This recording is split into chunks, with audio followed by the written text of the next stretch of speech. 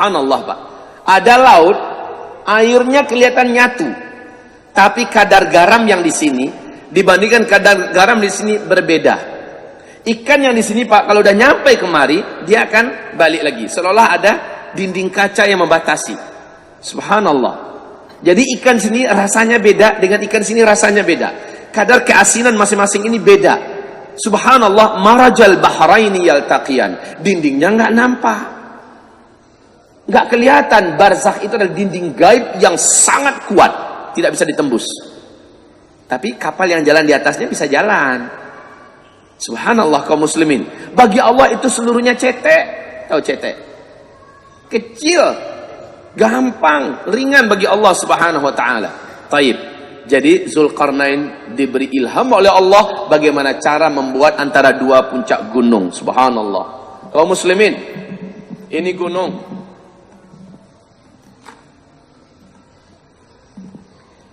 Ini gunung. Ini gunung. Di antara ini rata, inilah yang dicor oleh Zulkarnain. Subhanallah kaum muslimin. Sekali lagi Ibnu Battutah telah sampai kemari. Ibnu Battutah bercerita apa yang mereka temukan, apa yang mereka lihat, dan apa rekomendasi dari penduduk setempat. Bahkan penduduk setempat mengatakan jangan pernah pergi ke situ. Semacam ada hawa kematian kalau mendekat ke sana Pak. Merinding seluruh bulu roma. Saya pernah mendengar dari Ustadz anak kandungnya Abu Bakar Al-Ba'asyir, Ustadz Abdul Rahim. Beliau mengatakan beliau pernah mendekati tempat itu. Memang beliau mengatakan semacam ada hawa negatif yang sangat tidak nyaman. Tidak ada penduduk yang berani mendekati tempat ini Pak. Tayyib. Dan ini ada janji dari Allah bahwa ada masanya nanti akan keluar, akan lepas, akan runtuh. Ketika ini runtuh, maka mereka pun meluncur seperti sarang semut yang diganggu, keluar semutnya kemudian merata kemana-mana. Kita lanjutkan firman Allah, lanjutkan terjemahnya. Ketika besi itu sudah menjadi merah seperti api, dia pun berkata, berilah aku tembaga yang mendidih, agar kutuangkan ke atasnya besi panas itu. Maka mereka Ya'juj dan Ma'juj tidak dapat mendakinya dan tidak dapat pula melubanginya. Nah, kaum muslimin yang kami muliakan, dinding ini wahai hamba-hamba Allah yang kami muliakan, dimulai dengan nama Allah, dimulai dengan zikir, dimulai dengan doa oleh Zulkarnain beserta bala tentaranya. Maka sejak itu didoakan, sejak itu dinding ini bukan hanya dinding biasa, tapi dinding berlapis kekuatan zikir dan doa. Tidak ada yang mampu, tidak ada yang mampu menjebol dinding ini. Kata Rasulullah SAW, nanti kita bacakan hadisnya, bahwa setiap kali Ya'juj Ma'juj berhasil melobangi dengan kerja keras yang dahsyat sebesar ini, kata Rasul, sebesar ini. Setiap kali dia berhasil melobangi sebesar ini, hari pun sudah malam. Kata pemimpinnya, balik lagi, besok kita lanjutkan. Dalam satu malam itu, Allah telah kembalikan utuh dinding ini. Besok mereka lihat lagi, sudah ketutup lagi, semangat mereka nggak pernah patah, tidak pernah padam, ulang balik. Sampai tenggelam matahari, hari gelap, mereka sudah berhasil melobang lagi kecil. Tapi tidak pernah, besoknya balik lagi. Seperti itulah hari-hari mereka Pak. Luar biasa gigih ini manusia, Ya'juj dan Ma'juj. Terus dia Zulkarnain berkata, dinding ini adalah rahmat dari Tuhanku. Maka apabila janji Tuhanku Zulkarnain sudah tidak sombong seperti Sulaiman ketika mampu mendatangkan singgasananya Balqis. Terkenal singgasana itu Pak, singgasana yang besar, berat, mewah, bertahtakan dan berlapiskan emas, permata dan luar biasa. Enggak ada orang di bumi yang sanggup buat singgasana seindah Balqis punya. Tapi Sulaiman menawarkan, buat sayembara. Siapa di antara kalian yang mampu mendatangkan secepat mungkin istananya Balqis kemari? Jin Ifrit, terkenal dengan jin terkuat dari bangsa jin, berkata, saya mampu sebelum engkau berdiri tempatmu, dia sudah nyampe sini. Seorang wali Allah berkata, insya Allah sebelum engkau memejamkan kelopak matamu sudah nyampe kemari. Kalah kemampuan jin Ifrit. Bismillah, silahkan. Langsung sampai di tempat. Dan ini adalah karamah yang sempurna dari seorang wali Allah Subhanahu wa taala. Setelah nyampe, dilihat oleh Sulaiman, Masya Allah, ini singgasana, Masya Allah. Langsung sujud syukur Sulaiman, dan dia tidaklah menyombongkan diri. Sulaiman berkata, hadza min fadli Rabbi. Ini hanyalah dari karunia Allah untukku. Zulkarnain juga begitu. Setelah membuat prestasi yang sampai hari kiamat gak akan ada yang bisa buat coran dari besi setinggi ini, Pak. Coran dari besi setinggi ini, tantang Amerika, sanggup nggak? Kumpulkan semua negara besar di dunia, buat dari satu gunung ke gunung, dibuat coran besi, sanggup nggak? Berapa biaya yang harus dihabiskan itu? Dan Zulkarnain telah melakukannya. Makanya bila mengatakan hadza, ini adalah rahmat dari Rabbku. Dia tidak sombong. Sesuatu yang dibangun di atas kerendahan hati, ketawaduan, maka dia akan dilanggengkan oleh Allah Subhanahu wa taala. Bandingkan dengan sesuatu yang dibangun di atas kesombongan dan keangkuhan, Allah akan hancurkan dia dengan sangat cepat. Terus, maka apabila janji Tuhanku sudah datang, dia akan menghancur luluhkannya, dan janji Tuhanku itu benar. Ya, baik. Dan pada hari itu kami biarkan mereka Ya'juj dan Ma'juj berbaur antara satu dengan yang lain. Ya. Dan apabila sangkala ditiup lagi, akan kami kumpulkan mereka semuanya. Kaum muslimin, tahukah Bapak Ibu berapa jumlah Ya'juj dan Ma'juj? Berapa jumlahnya? Jumlah Ya'juj dan Ma'juj silahkan buka di kitab Ensiklopedia Akhir Zaman halaman 953. Lihat di situ ada hadis sahih. Halaman 953 dari kitab kita. Subhanallah, Bapak akan tercengang. Jumlah mereka tidak main-main. Adam dipanggil oleh Allah. Adam, kumpulkan anak cucumu yang akan masuk ke neraka. Jumlah mereka dalam setiap 1000 manusia, 999-nya adalah ahli neraka. Dan Nabi mengatakan yang 999 ahli neraka itu adalah perbandingan jumlah Ya'juj dan Ma'juj dengan manusia. Mayoritas penduduk neraka nanti di dalam neraka adalah Ya'juj dan Ma'juj. Sampai hari ini, sampai detik ini, saya belum mampu membayangkan betapa banyak jumlah mereka. Kumpulkan manusia sejak Adam diciptakan sampai hari kiamat. Bandingkan dengan jumlah Ya'juj dan Ma'juj. Ternyata jumlah Ya'juj dan Ma'juj dalam setiap 1000 manusia, 999-nya adalah mereka. Saat itu. Subhanallah kaum muslimin. Sudah temu halamannya? 953. Dengarkan bagaimana Rasulullah SAW menyampaikan tentang perintah Allah kepada Adam alaihissalam. Tolong dibacakan terjemahannya. Bisa nggak dibacakan dengan suara laki? Suara yang gagah. Ini korban tidak ngantuk, Ustaz. Ngantuk. Ya. Malam bergadang. Saya juga ngantuk, tapi nyaman aja. Kembali pada pengajian pagi tadi kali ya. Perlu penambahan kekuatan. Sampai nggak sahur tadi bablas. Masya Allah. Silakan dibaca. Munculnya Ya'juj dan Ma'juj dianggap sebagai salah satu tanda besar hari kiamat. Bukan itu, yang hadis dari Abu Sa'id Al-Khudri. Lihat terjemahannya di halaman 954. Allah Azza wa Jalla. Allah Azza wa Jalla berkalam pada hari kiamat. Wahai Adam, dia berkata, kupenuhi panggilanmu dengan kerelaan hati. Wahai Rabb kami, lantas dia dipanggil dengan suara keras. Sesungguhnya Allah memerintahkan kamu untuk mengeluarkan dari anak keturunanmu satu pasukan ke neraka. Ini sebentar, penekanan kita di sini adalah dari anak keturunanmu. Berarti Ya'juj dan Ma'juj adalah manusia. Bukan seperti penggambaran kaum barat di sana. Mereka mengatakan Ya'juj Ma'juj adalah sejenis monster di bawah tanah yang nanti akan muncul dalam bentuk yang macam-macam, menakutkan, mengerikan. Enggak. Ya'juj dan Ma'juj di dalam hadis ini anak keturunan Adam. Terus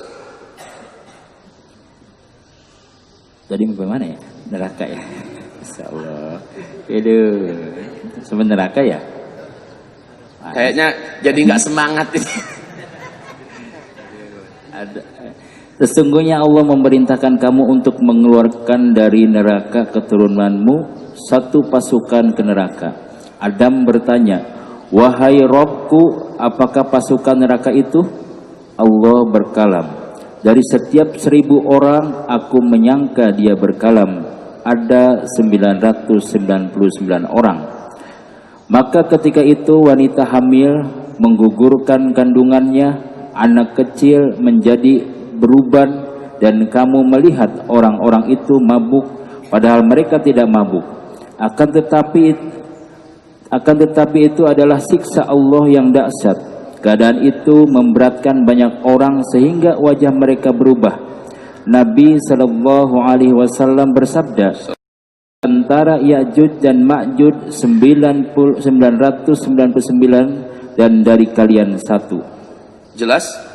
Perbandingan jumlah manusia yang ada dengan Ya'juj dan Ma'juj. Manusia juga, tapi banyaknya jumlah mereka itu keterlaluan, Pak. Sekarang pertanyaan yang juga tidak terjawab, lebih bagus kita katakan Allahu a'lam, adalah apakah sejak Ya'juj dan Ma'juj dikurung ini sampai sekarang dia beranak pinak di sana? Apakah dia tidak termakan oleh waktu, apakah dia tidak tersisir oleh zaman? Apakah dia tidak mati? Apakah dia hidup terus? Kalau dalam banyak riwayat, iya, mereka termasuk jenis makhluk Allah yang dipanjangkan umur, dan mereka kayak kelinci, Pak. Kayak kelinci, kawin di mana-mana, beranak pinak terus berkembang biak, bertambah banyak, bertambah banyak, dan mereka semakin kuat. Semasa mereka masih zaman manual, masih menggunakan pedang, tombak, panah, memang betul-betul asli manual. Ketika mereka lepas nanti, alam seperti tidak berubah menurut pandangan mereka. Sebab apa? Menurut mereka, mereka baru berapa hari, seperti Ashabul Kahfi merasakan baru berapa hari dalam gua. Sehingga ketika mereka keluar, manusia sudah kembali ke senjata manual. Orang sudah kembali mengandalkan jalan kaki dan berkuda. Berperang dengan tombak dan panah. Semua ketamadunan yang ada sudah dihancurkan oleh Allah melalui agenda besar. Meteor menghantam bumi, dukhan menyelimuti bumi, peperangan, penghancuran. Sehingga ketika Ya'juj Ma'juj lepas, keluar, dia menganggap tidak ada yang berubah. Ya, terus, ibarat Allah yang kami muliakan, sebentar. Rasulullah mengatakan bahwa sesungguhnya mayoritas penduduk neraka itu diisi oleh Ya'juj dan Ma'juj. Luar biasa banyak, Pak. Kita sekarang ada berapa miliar penduduk manusia di bumi ini? 7 miliar, lebih kurang. Gabungkan dari sejak Nabi Adam diciptakan sampai nanti hari kiamat. Sudahlah digabungkan begitu, Rasul tetap mengatakan mayoritas penduduk neraka adalah Ya'juj dan Ma'juj. Bapak bisa bayangkan enggak? Manusia macam apa sebenarnya mereka ini? Banyaknya jumlah mereka, brutalnya mereka, jahatnya mereka. Yuk kita lihat di kitab Zikir Akhir Zaman, halaman 375. Halaman 375. Silakan dibaca. Allah memberitahukan kepada Isa dengan firman-Nya. Ini hadis sahih Muslim, ya. Silakan. Allah memberitahukan kepada Isa dengan firman-Nya.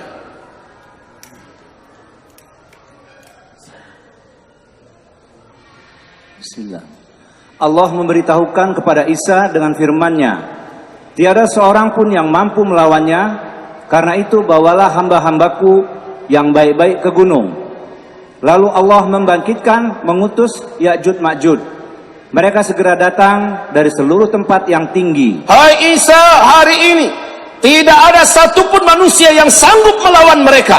Tidak ada satupun kekuatan yang mampu menghadang mereka. Tidak ada. Hai Isa, bawa hamba-hambaku bersamamu. Bawa mereka, larilah kalian ke tempat-tempat yang tinggi. Dan pusat tempat pelarian yang direkomendasikan oleh Allah adalah Gunung Tursina. Wat-Tur, ya, Wat-Tur, Wat-Tini Waz-Zaitun, Wa-Turi Sina, Wa-Turi Sin. Kaum muslimin, Turisin adalah tempat yang dikeramatkan oleh Allah. Di sana Musa mendapatkan wahyu pertama, berjumpa dengan Allah Subhanahu wa taala. Allah perintahkan Musa, lepaskan sendalmu, kamu ada di tempat yang suci sekarang. Ikhla' na'lik fa innaka biwadin, ya, tanggalkan sandal engkau ada di tempat yang suci. Ini adalah tempat di mana Dajjal juga tidak bisa mendekat. Tursina adalah tempat Dajjal tidak bisa mendekat.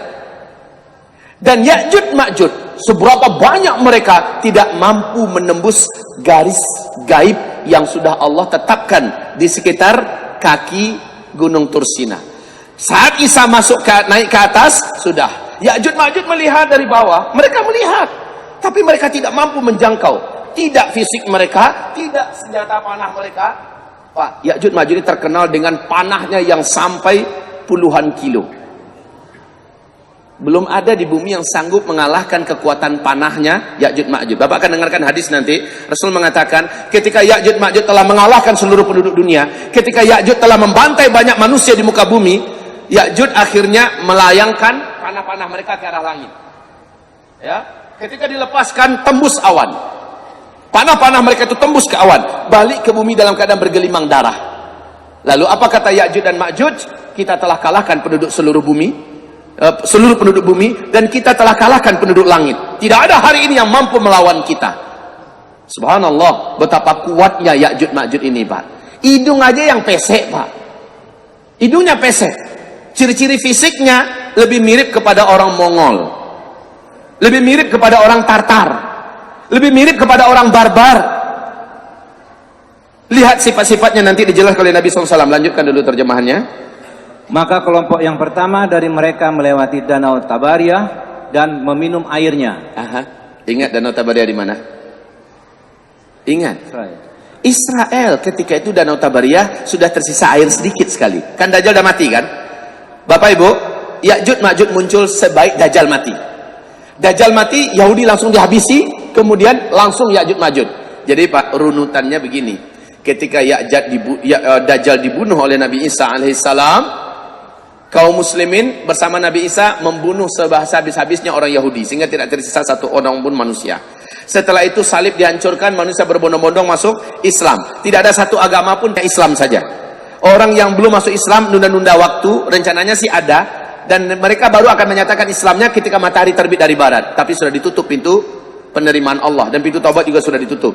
Kaum muslimin, saat itu kaum muslimin sudah aman dan nyaman. Mereka mulai pulang ke kampung-kampung mereka sendiri. Ada yang pulang ke Irak, ada yang pulang ke Yaman, ada yang pulang, pokoknya sudah kembali. Ada yang pergi ke Hijaz, ada yang pergi ke Najd. Masing-masing kembali ke kampung halaman mereka. Kata Rasulullah, di tengah jalan mereka dikagetkan dengan kepungan Ya'juj dan Ma'juj. Berarti langsung nyambung tuh Pak. Di tengah jalan langsung dikepung. Mereka mencoba lari menyelamatkan diri, bergabung kembali. Tapi sebagian mereka tidak mampu, lalu mereka mencari tempat berlindung sendiri-sendiri. Dalam keadaan itu banyak yang meninggal, para orang-orang yang beriman. Ya, enggak kelawan, gimana mau melawan? Dan itulah syahid yang terakhir. Siapapun yang didapatkan oleh Ya'juj Ma'juj, itulah syahid yang terakhir. Mencoba melawan yang enggak kelawan, Pak, ngadapin makhluk atau manusia, hobi perang, cinta darah, tidak ada kasih sayang, dan paling brutal cara perangnya, tidak terkalahkan. Baik, lanjut. Lalu orang-orang yang belakangan melewati seraya berkata, di danau ini dulu pernah ada airnya, dan Nabiullah Isa masih ditahan bersama sahabat-sahabatnya, sehingga pada hari itu kepala seekor lembu adalah lebih baik bagi kamu daripada 100 dinar. Maksudnya apa? Nabi Isa terkepung di atas Gunung Tursina. Orang-orang beriman yang ada di atas kelaparan. Jadi kepung Pak, dari mana dapat makanan? Gunung Tursina kan tandus. Tadi danau ini ada air kata Ya'juj Ma'juj. Padahal kelompok yang pertama dari rombongan Ya'juj Ma'juj ini sudah nyampe duluan di Danau Tiberias, yang masih sisa airnya sedikit, diminum oleh mereka. Sehingga ketika mereka minum, yang bagian belakang nyampe ke situ, loh kemarin kan ada air di sini kok habis? Perasaan mereka masih baru saja kejadiannya. Kemarin kan ada air kok habis? Padahal sisa air yang tersisa sedikit itu dihabisi oleh kawan-kawannya di depan. Tidak ada air sungai yang mengalir, mereka keringkan dengan cara mereka minum. Mereka kehausan Pak. Saking banyaknya jumlah mereka. Kebayang nggak sih? Saking banyak jumlah mereka sampai-sampai sisa air danau habis kering oleh mereka. Tidak ada masuk sumber mata air yang masih menyisakan air, habis oleh mereka. Tidak ada hewan ternak mereka habisi. Tidak ada manusia yang mereka jumpai melainkan mereka bantai, mereka bunuh. Tidak ada. Bahkan kata Rasulullah, itulah saatnya orang Arab habis, tinggal tersisa sedikit. Yang sedikit itulah yang lari bersama Isa alaihissalam. Habis orang Arab, Pak, habis. Pertanyaannya, nyampe nggak ke Indonesia tuh Ya'juj Ma'juj? Akan nyampe nanti. Kita akan bacakan hadisnya. Ternyata Ya'juj Ma'juj ini mengelilingi seluruh dunia. Dan bukan hanya mengelilingi, membungkus dunia.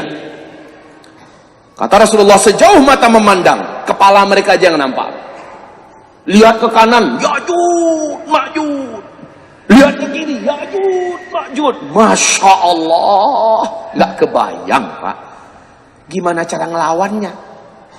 Bruce Lee lepas dicincangnya tuh, Pak. Habis. Nggak ada manusia yang perkasa di hadapan Ya'juj Ma'juj. Terus? Lalu Nabiullah Isa dan sahabatnya berdoa kepada Allah. Sebentar. Ada kekuatan yang tidak mampu dihadapi oleh Ya'juj dan Ma'juj. Semua kekuatan di bumi telah tunduk.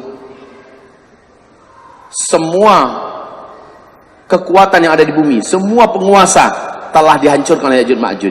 Tapi ada satu kekuatan yang Ya'juj Ma'juj benar-benar luluh di atas kekuatan itu, yaitu doa dan zikir umat Islam yang saat itu dipimpin oleh Isa alaihis salam. Kita akan bacakan nanti kaum muslimin. Stop sampai di situ dulu. Sekarang lihat kembali ensiklopedia akhir zaman kita, halaman 968.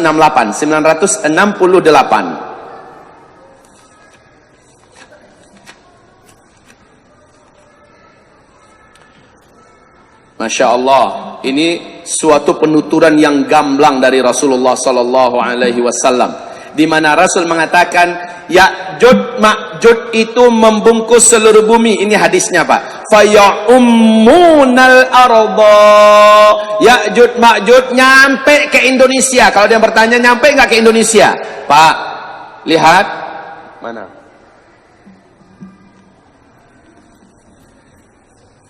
Semua tanda-tanda besar kiamat, bukan hanya Arab saja yang akan mengalami, tapi seluruh dunia. Semua tanda-tanda kiamat. Tanda kiamat yang pertama apa? Dukhon. Dukhon ini apa hanya di Arab saja? Hah? Tidak. Tapi seluruh dunia terbungkus oleh dukhon. Sampai kutub utara, kutub selatan terbungkus oleh dukhon. Bumi gelap 40 hari 40 malam. Yang namanya tanda besar, seluruh dunia ikut merasakannya. Yang kedua, munculnya Dajjal. Kata Rasulullah, seluruh negeri-negeri satu bumi akan didatangi oleh Dajjal. Tidak ada bumi yang tersisa. Seluruh kota-kota akan didatangi oleh Dajjal. Bahkan kemah-kemah yang ada di Gurun Sahara, Dajjal nyampe ke situ. Masya Allah. Hah? Tanda besar kiamat yang kedua. Yang ketiga apa? Isa alaihissalam turun. Nah, risalah tentang Isa menyebabkan seluruh dunia lepas dari cengkraman Dajjal. Dan seluruh Nasrani satu bumi masuk Islam. Subhanallah. Paham apa? Babi satu bumi dihabisi.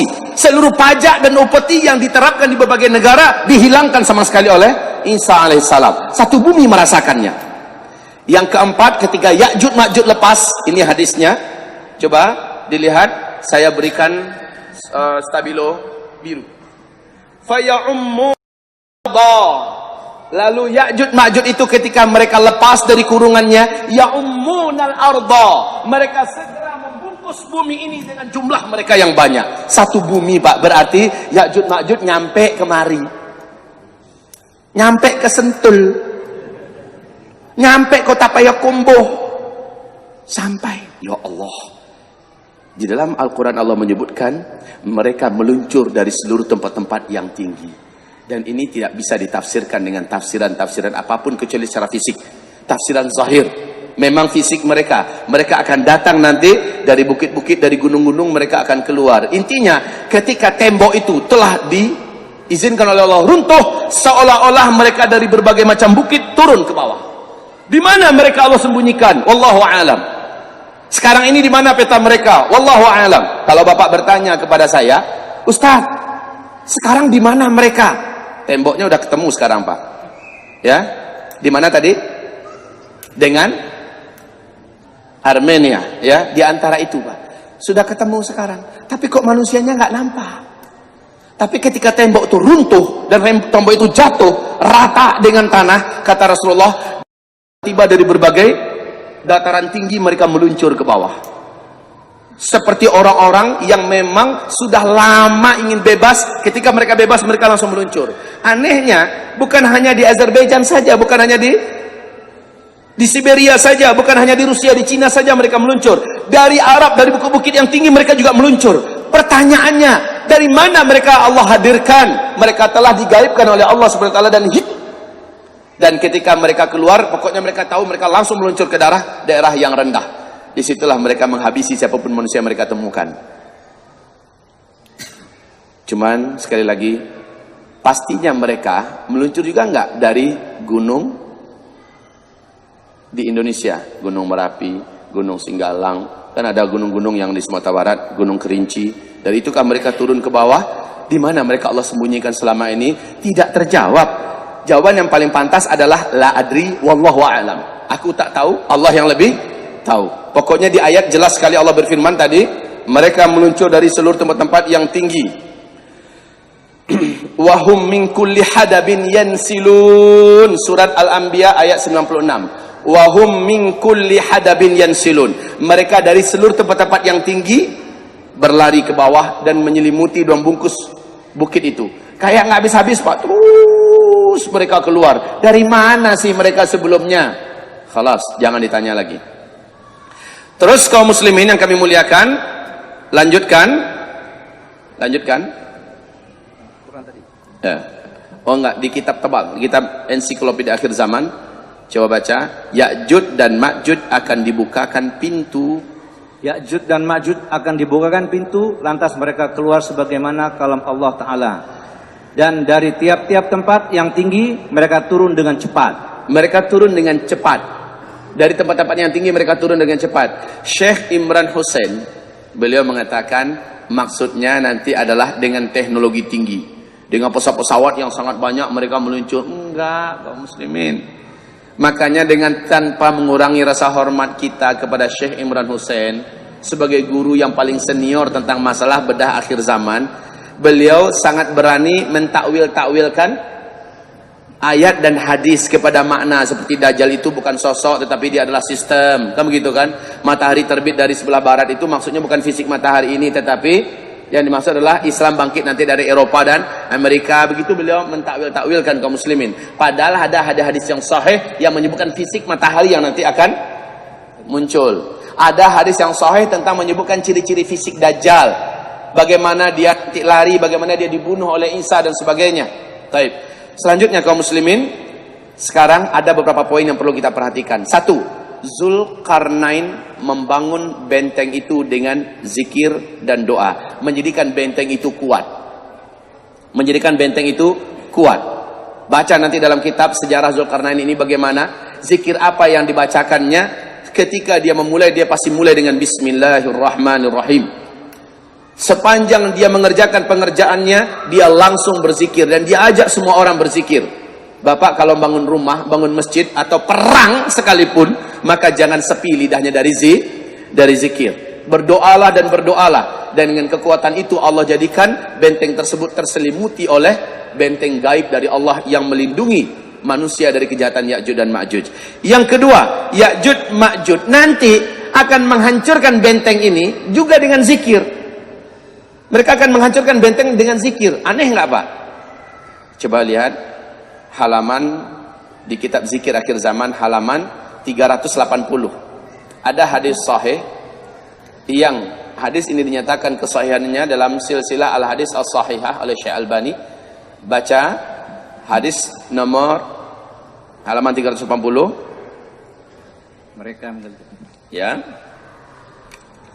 Mereka menggalinya setiap hari, sehingga ketika mereka hampir dapat melubanginya, maka pemimpin mereka berkata, kembalilah kalian besok akan dapat melubanginya.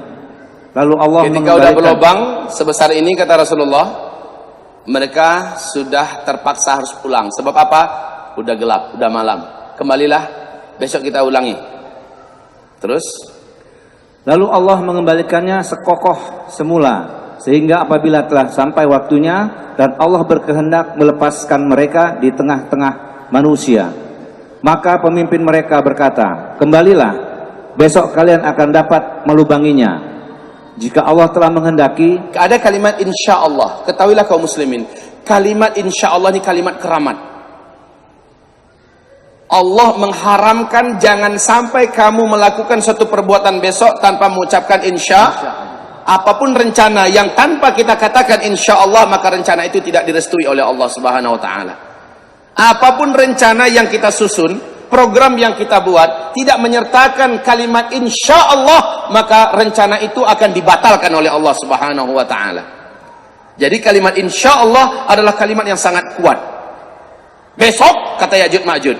Coba lihat Pak, kekuatan zikir hanya akan kembali mampu disingkapkan dengan zikir lagi. Insya Allah itu zikir apa enggak? Ketika sang penguasa mengatakan insya Allah, jadi. Besoknya tetap berlubang seperti itu, maka mereka bekerja lagi, karena udah tipis, kan dijebol terus kan, udah tipis, senang saja mereka untuk menghancurkannya. Persis seperti Ghulam, yang sang raja berkata, gimana cara saya bisa menghabisi kamu? Ghulam ini berkata, kamu tidak akan bisa bunuh saya kecuali dengan beberapa syarat. Apa syaratnya? Kumpulkan seluruh rakyatmu di alun-alun. Yang kedua, nanti ikatkan saya di batang atau pohon kurma. Yang ketiga, kamu langsung yang melepaskan anak panah ke saya. Masih ingat kisah ini? Kamu langsung yang melepaskan anak panah ke saya. Kisah ini didapatkan di dalam surat Al-Buruj.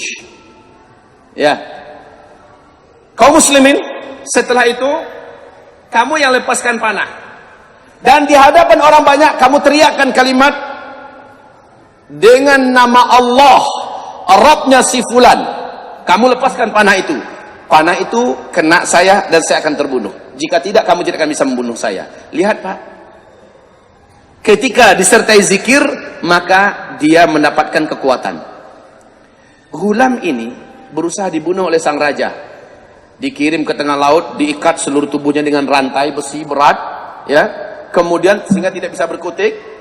Setelah itu sampai di tengah laut mau ditenggelamkan, si Ghulam berdoa dengan satu doa singkat. Doa ini bisa dibaca Pak, di dalam kitab ini ada dijelaskan dengan sangat jelas bahwa siapa yang berdoa dengan doa ini ketika dia pasti terancam kematian, maka dia baca doanya adalah Allahumma kfinihim bima syi'ta. Ya Allah, selamatkan aku dari kejahatan mereka dengan caramu. Doa si pemuda ini, Ghulam ini hanya begitu saja. Allahumma kfinihim bima syi'ta. Pemuda ini, Ghulam ini membaca itu. Kemudian yang terjadi apa Pak?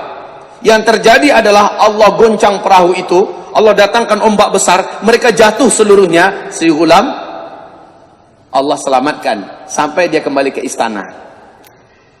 Terbelalaklah bola kedua bola mata sang raja melihat dia kembali selamat, sementara yang mengantarkan untuk kematiannya yang mati.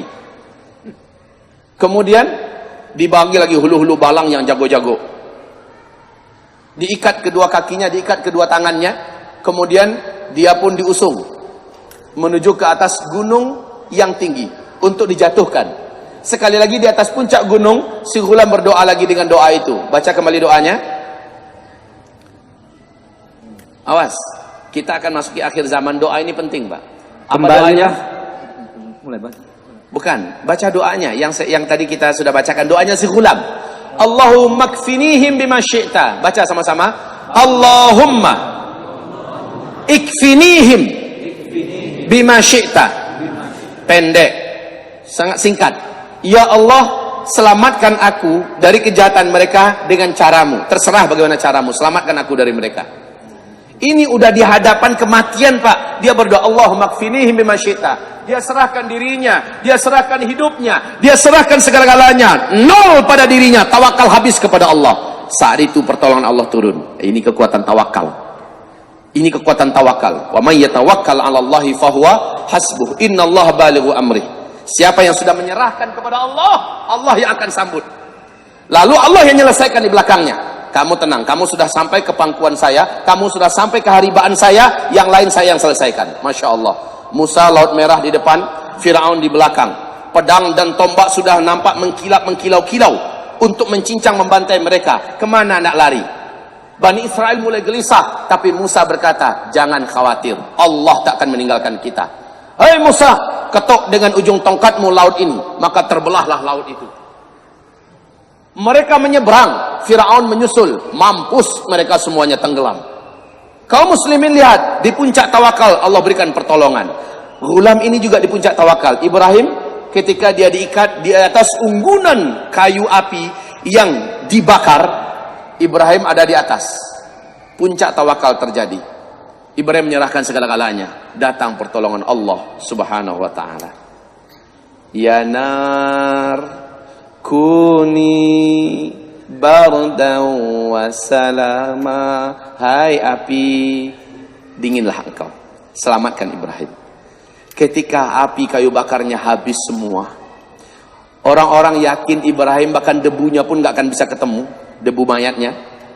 Tapi tiba-tiba Ibrahim keluar kayak baru keluar dari salon, Pak. Wajahnya bersih, pakaiannya rapi, malah tambah ganteng dari sebelumnya. Inilah dia kalau Allah yang sudah campur tangan. Semua hal yang ajaib akan Allah wujudkan, Pak. Makanya nolkan diri, nolkan senol-nolnya. Anggap kita ini bukan siapa-siapa, bukan apa-apa. Serahkan bulat-bulat kepada Allah, maka yang Maha Ahad tampil di depan. Nolkan harta kita, nolkan kekuatan kita, nolkan apapun pangkat jabatan kita, nolkan seluruhnya, kecerdasan kita, kepintaran kita, keperkasaan kita, nolkan seluruhnya, serahkan pada Allah, maka yang Maha Ahad tampil di depan. Kalau yang Maha Ahad tampil di depan, 00 di belakang tadi itu menjadi harga enggak? Berharga, Pak. Angka 1 di depan adalah Ahadun Ahad, Allah di depan. Maka ini nolkan siapa kita, nolkan jabatan kita, nolkan harta kita, nolkan kekuatan kita, nolkan kecerdasan kita, nolkan kekuatan kita, apapun yang kita miliki, nolkan seluruhnya, serahkan pada Allah. Tampillah Allah yang Maha Ahad di depan. Ketika Allah tampil, semua ini akhirnya menentukan seberapa banyak tawakalan kita kepada Allah Subhanahu wa taala. Jangan pernah saya ahli kungfu, nanti saya akan sanggup melawan mereka. Kalau udah macam gitu, Pak, kita akan ditinggalkan Allah. Saya jenderal, bala tentara saya banyak, kita akan ditinggalkan Allah. Saya harta saya banyak, dengan duit apapun saya dibuat sekarang, kita akan ditinggalkan Allah Subhanahu wa taala. Tapi serahkan bulat-bulat kepada Allah Subhanahu wa taala. Terjadi. Allah makfinihi bima syi'ta. Ya Allah, cukupkan aku dengan caramu. Selamatkan aku dengan caramu. Sayyidah Zainab Al-Ghazali punya kisah yang menarik ketika beliau di penjara Mesir. Dia difitnah, Pak. Beliau adalah salah seorang aktivis Ikhwanul Muslimin saat itu. Ustazah yang legendaris. Beliau dimasukkan ke penjara, berbagai macam siksaan dialaminya dengan sedahsyat-dahsyatnya siksaan. Pada kesimpulan terakhir, dia dieksekusi dengan cara yang menjijik. Bapak tahu caranya? Ustazah Sayyidah Zainab Al-Ghazali ini dalam keadaan kakinya dirantai, dia terduduk di sudut penjara, tangannya juga dirantai. 3 ekor anjing hitam, anjing helder yang dilaparkan selama 1 minggu, dilepaskan setelah diminyaki dia dengan bau minyak yang sangat merangsang untuk anjing. Rencananya dia akan jadi umpan untuk anjing. Subhanallah. Opsir penjara ini, kaum muslimin yang kami muliakan, masukkan 3 ekor anjing itu, dan mereka kira-kira setengah jam atau 20 menitan habis dah. Tinggal tulang belulang saja lagi. Ini perkiraan mereka. Saat dibuka setengah jam kemudian, mereka terbelalak.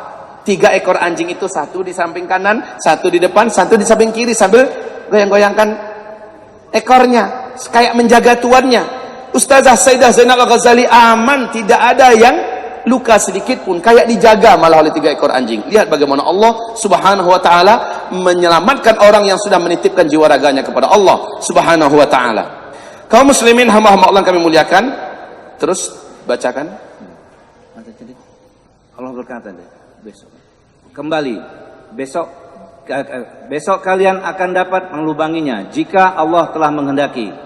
Lalu mereka kembali lagi. Sedang dinding itu dalam keadaan seperti waktu mereka meninggalkannya dulu. Lalu mereka Ya'juj Ma'juj melubanginya dan keluar ke tengah-tengah manusia, lantas minum air, dan orang-orang berlari dari mereka. Siapkan halaman 383. Kita lihat Firaun baru telah lahir di muka bumi. Dan itu dalam bentuk kekuatan yang global, Ya'juj dan Ma'juj. Kalau Firaun lama, ingatkah Bapak Ibu bagaimana Firaun lama melumpuhkan Musa dan Harun serta Bani Israel? Firaun lama telah pernah juga menembakkan panah ke arah langit. Ya kan? Lalu setan melumuri ujung panah itu dengan darah. Sehingga manusia menyangka Firaun telah membunuh Tuhan yang di langit. Aku telah bunuh Tuhan yang di langit. Perangai Firaun ini diulangi oleh Ya'juj dan Ma'juj. Yang dikejar oleh Firaun adalah Musa dan Harun. Yang dikejar oleh Ya'juj Ma'juj siapa? Isa dan siapa? Dan Al-Mahdi. Mirip Pak. Yang dikejar mereka adalah Isa dan Al-Mahdi. Yang dikejar oleh Firaun dulu adalah Musa dan Harun. Kemudian apa yang mereka lakukan Firaun? Dia kuasai seluruh negeri manapun yang bisa mereka jangkau. Sementara Ya'juj, nah bedanya nanti Firaun masih terbatas kekuasaannya. Firaun di zaman Nabi Musa dulu. Ya'juj Ma'juj seluruh muka bumi. Sama dengan khilafah Islamiyah. Kan ada 5 fase sejarah. Ada fase kenabian, ada fase khilafah Rasyidin, ada fase khilafah dengan sistem kerajaan. Ini adalah fase kita. Fase tidak ada khilafah, dan ini kembali tegak khilafah. Nah, kaum muslimin, khilafah di masa ini baru 2/3 bumi dikuasai. Rasul mengatakan khilafah terakhir nanti ta'ummul arda. Satu bumi ini dikuasai penuh 100% oleh khilafah Islamiyah.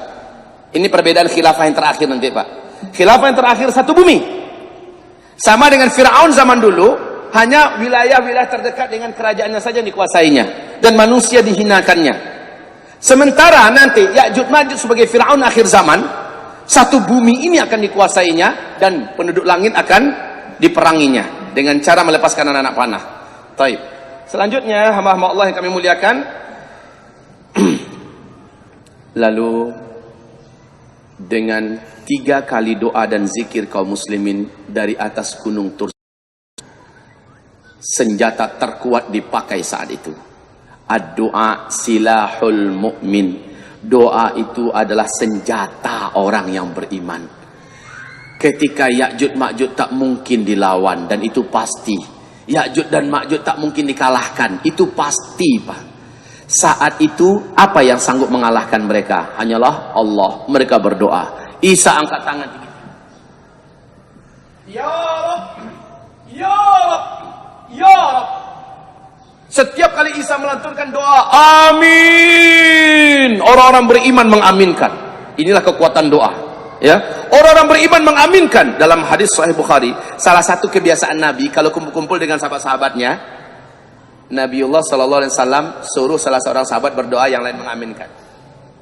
Di kesempatan yang lain, kamu yang berdoa, yang lain mengaminkan. Kadang-kadang beliau yang berdoa, yang lain mengaminkan. Ya, nah ini dilakukan nanti di akhir zaman oleh Isa alaihissalam. Ya Allah, pada hari ini tidak ada satupun dari makhlukmu yang sanggup mengalahkan Ya'juj dan Ma'juj ini. Kami sudah lemah. Karena kenapa Pak? Karena Isa sudah kelaparan di atas bukit. Orang-orang beriman sudah kelaparan di atas bukit Tursina. Sampai-sampai 1 kepala lembu lebih berharga daripada 100 keping dinar. 1 dinar itu berapa fulusnya? 1 dinar itu berapa fulusnya? Kalau uang rupiah kita sekarang. Anggap 2 juta aja dulu, anggap 2 juta saja dulu. Kali 100 berapa? Kali 100 berapa? 200 juta. Ya, 200 juta ya. 1 kepala lembu, 1 kepala sapi lebih mahal lagi harganya daripada 200 juta fulus. Maksudnya apa? Saking laparnya sehingga sedikit makanan jadi rebutan orang-orang beriman di atas. Subhanallah, Isa berdoa. Inilah dia kekuatan doa di akhir zaman. Berbalut dengan zikir. Mereka berdoa, selesai mereka berdoa, mereka berzikir. Mereka pancing ridha Allah Subhanahu wa taala, menggema satu gunung itu dengan zikir. Lalu mereka berdoa menggema amin, amin, amin. Yang terjadi bagaimana Pak? Rasul katakan, Allah Subhanahu wa taala datangkan kepada Ya'juj dan Ma'juj ulat-ulat yang sangat banyak. Entah dari mana sumber ulat itu, sudah mengerayang, sudah, inilah kalau orang Padang nih ya, susah carikan bahasa Indonesianya. Sudah menggerogoti, dan banyak yang masuk tembus di leher. keluar dari badan, keluar dari hidung, keluar dari mata. Mereka menggelepar. Satu bumi Ya'juj dan Ma'juj meregang nyawa. Seperti satu nyawa serentak mereka mati. Meregang nyawa. Pak, Rasulullah SAW bersabda, akhirnya Ya'juj dan Ma'juj ini mati, seluruh bumi busuk sebusuk-busuknya. Bakteri, kuman, virus menjadi sangat ganas dan garang. Burung-burung pemakan bangkai mencoba mendekati bangkai-bangkai Ya'juj dan Ma'juj. Ternyata baru sampai di bawah, Pak, mereka pun ikut mati. Saking kuatnya bakteri kuman dari bangkai Ya'juj dan Ma'juj. Nabi Isa mengutus, siapakah orang yang paling pemberani di antara kalian, turunlah dari gunung ini, dari bukit ini, Gunung Tursina, turunlah. Maka orang-orang yang sudah siap untuk menerima kematian turun ke bawah. Ternyata yang mereka saksikan bangkai Ya'juj Ma'juj sejauh mata memandang. Mereka naik balik ke atas. Wahai Nabiullah Isa alaihissalam, Ya'juj dan Ma'juj sudah binasa seluruhnya.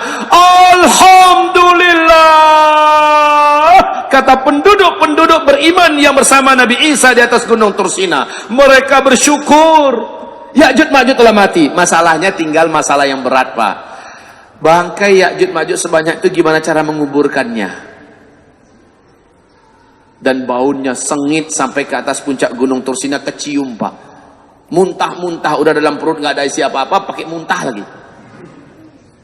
Mereka coba turun ke bawah, kata Rasulullah SAW, falam yabqa shibran minal ardi, tidak ada satu jengkal pun, tidak ada satu jengkal pun dari bumi ini yang bisa dilewati saking banyaknya bangkai Ya'juj Ma'juj. Ini bangkai, ini bangkai. Kemana saja mau lewat, bangkai seluruhnya. Kebayang nggak gimana cara nguburinnya tuh? Sementara kaum muslimin sudah lemes, udah beberapa masa tidak makan. Yang mau dikuburkan bukan jutaan, Pak, mungkin ratusan juta atau mungkin miliaran yang akan dikuburkan. Gimana cara nguburinnya? Kalau diangkat dibuang, kemana mau dibuang? Sekali lagi kekuatan doa dan zikir tampil kali kedua. Angkat tangan lagi Nabi Isa. Orang beriman mengangkat tangan semuanya. Saat Nabi Isa berdoa, amin, amin. Doa mereka raghabaw wa rahaba, raghabaw wa rahaba, penuh harap, cemas kalau nggak dikabulkan. Begitu betul mereka berdoa. Dalam doanya kali ini Isa berdoa, ya Allah, tidak ada satupun hambamu yang sanggup membersihkan bumimu ini dari bangkai-bangkai Ya'juj dan Ma'juj. Ya Allah, bersihkanlah dengan caramu, bersihkanlah dengan kuasamu. Tiba-tiba kata Rasulullah, Allah jadikan langit menjadi gelap gulita. Di siang hari bolong, langit langsung menjadi gelap gulita. Tidak ada satu cahaya matahari pun yang tembus. Apa yang terjadi? Bukan awan yang datang, bukan malam yang datang, bukan. Lalu apa? Kata Rasulullah, dari langit turun burung-burung yang sangat banyak. Burung itu burung-burung perkasa yang besar-besar. Lehernya, ukuran leher burung itu dan bentuknya mirip dengan leher onta. Lihat hadisnya di sini, di kitab kita. Jangan sampai ada yang mengatakan, Ustaz, ini ada dalilnya enggak ya bahwa burung-burung seperti itu nanti akan turun ke bumi? Masya Allah, Rasulullah SAW menyebutkan tidak ada satupun burung melainkan mereka akan, ini halaman 384, halaman 384 dari kitab Zikir Akhir Zaman. Hadis ini diriwayatkan oleh Imam Muslim, nomor hadis 5228. Silakan dibaca. Lalu dia. Ya. Lalu Nabi Allah Isa dan sahabat-sahabatnya berdoa kepada Allah. Maka Allah mengirim cacing-cacing kepada bangsa Ya'juj dan Ma'juj sehingga mereka mati secara serempak. Cacing-cacing, ulat-ulat, duj.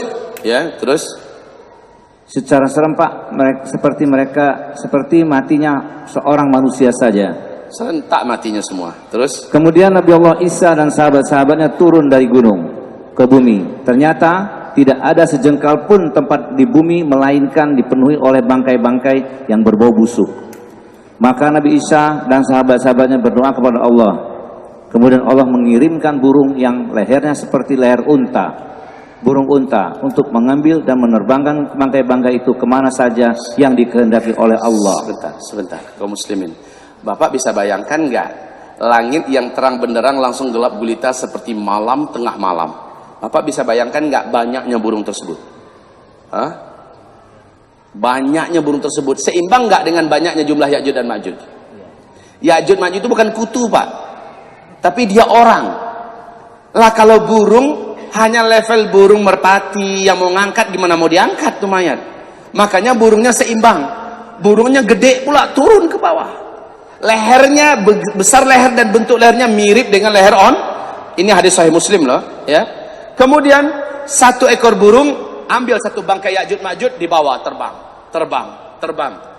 Kemanakah dibuang bangkai-bangkai yang begini banyak? Hah? Sudah saya ajarkan dulu jawabannya yang paling ilmiah. Jawabannya adalah entah. Allahu a'lam. Itu jawaban yang paling ilmiah, nggak ada pertanyaan setelah itu lagi. Dari mana burung itu datangnya? Di mana Allah sembunyikan sekarang? Jawabannya entah. Allahu a'lam. Ya, yang jelas hadisnya sahih bahwa burung ini akan datang. Ustadz, bulunya ada berapa? Apa urusannya nanyakan bulu? Sayapnya